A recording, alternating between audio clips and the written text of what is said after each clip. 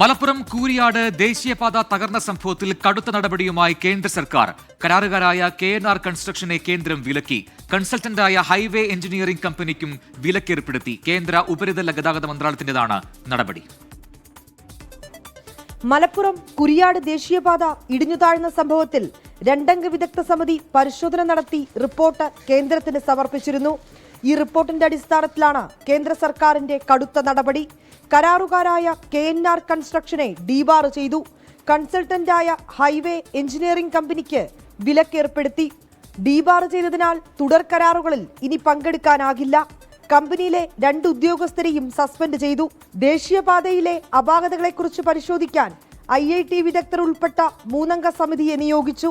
അന്വേഷണ സമിതി നൽകുന്ന റിപ്പോർട്ടിന്റെ അടിസ്ഥാനത്തിൽ തുടർ നടപടികൾ സ്വീകരിക്കാനാണ് കേന്ദ്ര സർക്കാരിന്റെ തീരുമാനം. ദേശീയപാതയിലെ അപാകതയിൽ കടുത്ത നടപടി സ്വീകരിക്കുമെന്ന കേന്ദ്രമന്ത്രി നിതിൻ ഗഡ്കരി അറിയിച്ചതായി MP ET മുഹമ്മദ് ബഷീർ.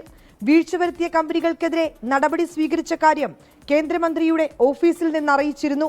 ഇതിന്റെ പേരിൽ തുടർ നിർമ്മാണം അനന്തമായി നീണ്ടുപോകാതിരിക്കാൻ നടപടികൾ സ്വീകരിക്കണം. ഒപ്പം പരാതികളുള്ള മറ്റിടങ്ങളിൽ കൃത്യമായ പരിശോധനകൾ നടത്തി സുരക്ഷ ഉറപ്പുവരുത്തണമെന്നും ET മുഹമ്മദ് ബഷീർ ആവശ്യപ്പെട്ടു.